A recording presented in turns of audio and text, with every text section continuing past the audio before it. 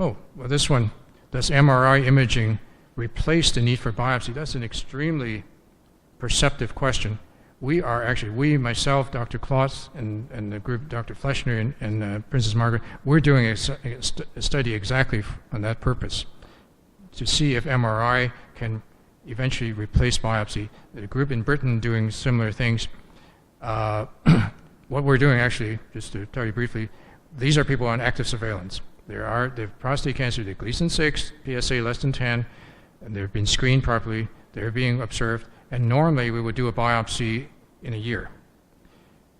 Just make sure that the cancer hasn't gotten out of hand, make sure we didn't miss something in the first place. So this is what some of you are probably on right now, so-called active surveillance.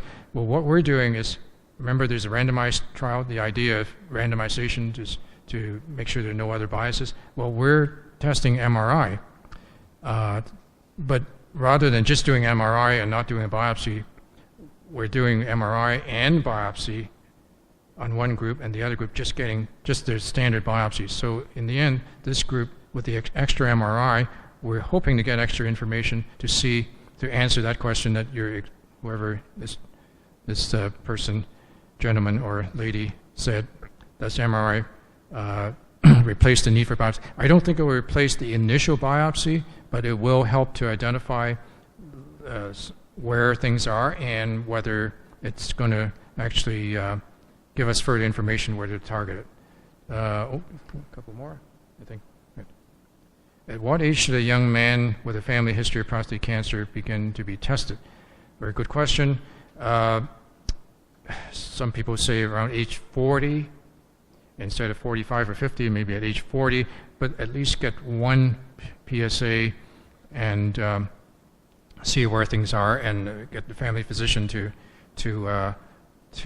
keep track of things. We're not advocating that everybody should have PSAs or everybody should have treatment, but at least if you know, then we can make an informed decision as to what to do about it. Even if you do find cancer at a later date, and if it's small amount, Gleason 6, then we have the options. We have the luxury of making the decisions. So yes, probably should be checked a bit earlier than someone that does not have a family history. What is the what's the best diet after radiation? I mean, in terms of, there are a couple of things I can address. I'm not sure what the main question was, other than there will be some problems with radiation, diarrhea, possibly some bowel problems. So the main thing is to make sure the bowels are soft, make sure they're not constipated, that then it doesn't get extra stress to the system if the person is constipated. If the stools are really hard and you have to push and strain, may cause more rectal bleeding and so forth. So basically that. In terms of cancer, the diet for cancer, whether it's radiation or surgery or active surveillance, whatever, it's basically the same. It's basically a healthy, balanced diet that has less of the, say, the so-called unhealthy parts, the fatty foods and animal fats and so forth, more fruits and vegetables, and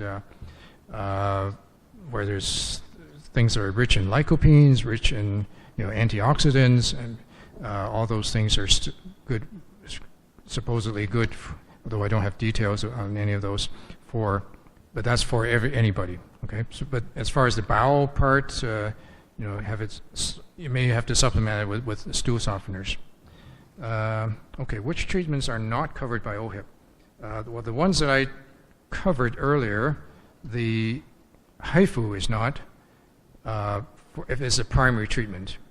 HIFU, remember, I showed you Maple Leaf HIFU, Can-Am HIFU, those are companies that are out there individuals doing them. That's not covered. Now, when I do it, I don't charge patients for any of that stuff because they're done through a clinical trial. I have some funds from research projects, research grants to cover those particular areas. The very last thing, the intraurethral, the heating one that I showed you, again, that's not covered at the moment. Again, that's also, thanks. That's also right now is covered through it's a grant. It's a research grant. You are not allowed to charge. You cannot charge patients because it's a research program. Robotic surgery is covered as technically is radical prostatectomy. Now, some places, I'm not sure about some of the places in Ontario. I know in BC, for example, at Vancouver, where they have one of the robots, they are actually asking the patients to supplement. Remember I told you there's a instrument kind of equipment fee. Each case it's about $2,600 or $2,800 more than what you would have for a regular prostatectomy. In BC, they're actually asking patients to I don't know if it's voluntary or not, to actually pay that difference. So I guess there are different systems, but generally robotic surgery is considered radical prostatectomy. Thanks. So it is covered. Radiation should all be covered. I think that's about. Well, some of the investigations, for example, what Dr. Trachtenberg is doing with the lasers, I actually don't know how he's getting that through. It should be a research thing. I can't answer that. Okay. Okay. This one, back to the 40-year-old with a family history. What PSA levels would you expect, and what PSA number would you be concerned? Good question. It depends on the size of the prostate. You know, I just off my head, I actually don't have that actual graph to show you 40-year-old PSA. If it starts out at 1.5, it's probably still okay. But if it takes a bit of a jump, then it's. And what level would you expect? 1.5. What number would you be concerned? Well, it's not again one number, but probably a trend and how quickly it goes up. So within 6 months or a year, there's progressive increase, then I'd be a little more concerned. So I'm sorry, I don't have the exact answer for that one. Castration-resistant prostate cancer. This is, for those of you who are not familiar with this, this for someone who's been on hormone treatments, and if the hormones eventually are starting to fail, so we call that castration-resistant cancer. So are there new treatment options available? Yes, there are. There are lots of options now. I can list them, but including some of the that are actually from actually the company that's helping us, sponsoring us. So there are different compounds that are available. There are newer ways of delivering hormones. It is still a hormone treatment, but newer ways to do that. And there are chemotherapy drugs that are available. There are, I mentioned the hormones. There are stronger hormones. So there are, right now there are about 3 or 4 options. Some of them are still under investigations, but your physician may be able to help you access, be part of a clinical trial, depending on where you live and what treatment facility you're associated with.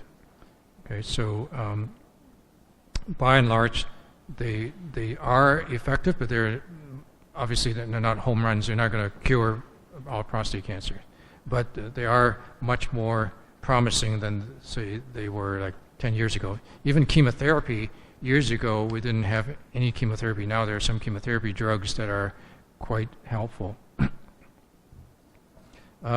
This is a fear of a lot of people, and it's a very legitimate question. Can a biopsy spread the cancer when the needles are removed? Theoretically, maybe. But I could tell you, there are zillions of biopsies being done every year, every day. There are lots of biopsies being done, and there have, if we thought that there was going to be tracking and spreading the cancer with the needles, you would theoretically see evidence of that later on in through near the rectum, near the between the rectum and the scrotum and those areas. The answer is we never see that.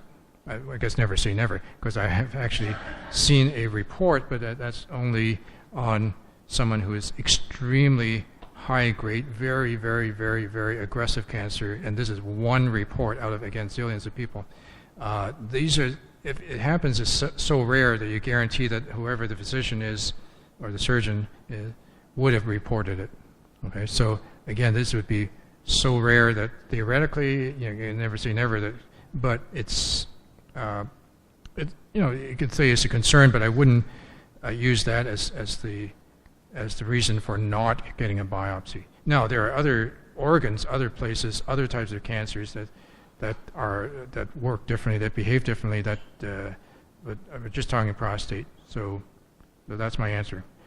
How often should PSA how often is PSA to be tested? How often should it be tested? Well, it depends on the individual. Depends on family history. Depends on your race, whether you're Caucasian, African descent, Asian descent, and so forth. Depends on the family history I mentioned, and age is a big factor. Currently, say after 75 or so, if may not need to be tested if you really don't have too many other risk factors. But okay, so if PSA is in the safe range, does it mean that there's no cancer risk? Well, no, it doesn't, but it means it's unlikely. Again, PSA alone shouldn't be taken in isolation. That's where PSA got its bad name. So, PSA, people think, oh, PSA is inaccurate. That it's even lots of physicians say that. Family doctors come, or patients come and say, oh, my family doctor tells me don't bother doing it because it's not accurate. Well, it's very accurate. Actually, the number on that piece of paper is very accurate. If it says 4.28, that particular day, your PSA is 4.28. So the number is very accurate.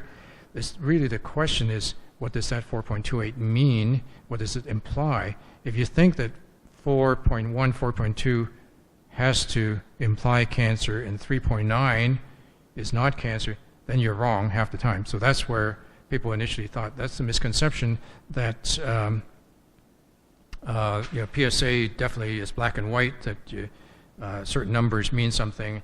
Well, you really have to interpret that in the context of the whole range of numbers, the trend, how the prostate feels, how big the prostate is, whether there's been infection, whether the person has had different sexual activities the day before ejaculation, whether he's been riding a bicycle, long bicycle rides can raise the PSA. There are lots of factors. If you just had a biopsy, the PSA is going to go up quite a bit, and then it comes back down. I mentioned infection like prostatitis. That's a big thing. So, but even in the very low range, it still doesn't mean that it's completely risk-free. I hate to make it more complicated, but there are some prostate cancers, actually the most aggressive ones, in fact, make very little PSA. But that's pretty uncommon. But you would know about it because there'll be other signs. It feels different, and the prostate feels different on rectal exam, and it behaves differently. So we rarely miss those, but occasionally we do see people who have very advanced cancer, and their PSAs is rather low. But that's very rare. But I guess if you're asking for some reassurance, then I think basically it's best to have a trend and have it the family physician kind of help you and get it interpreted in the context of both the size of your prostate and your history and so forth. And again, the other thing is age too. Age is a very important factor. So a PSA of 6, for example, at age 42 is very worrisome, whereas PSA of 6 at age 78 is not too worrisome. So, okay. The last one? This is the last one, the ultimate one. Does it mean size of prostate has been reduced if PSA level has changed from 12 to 8? Well, possibly. I presume this gentleman maybe was using, has been prescribed one of the medications, like either finasteride or dutasteride. Finasteride is Proscar, dutasteride one of those two drugs.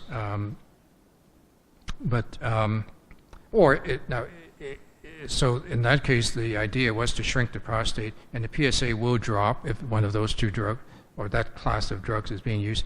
And we actually expect the PSA to drop appropriately by about half. So it was starting at 12, it should drop to about 6. Now, if it doesn't go down to 6, then you worry a little bit more, and is there still something going on? Now, if the person hasn't been on those drugs and the PSA has dropped and it stays down, then you wonder if his real baseline, so-called baseline, is actually 8 rather than 12. And that 12 was actually kind of a spike that happened for whatever reason before that you didn't know, infection again, or previous activities, sexual activities, or biopsy, or whatever, that actually made it go up and then it came back down. So two numbers, it's useful, but still not that great in terms of complete interpretation of the whole picture of that individual.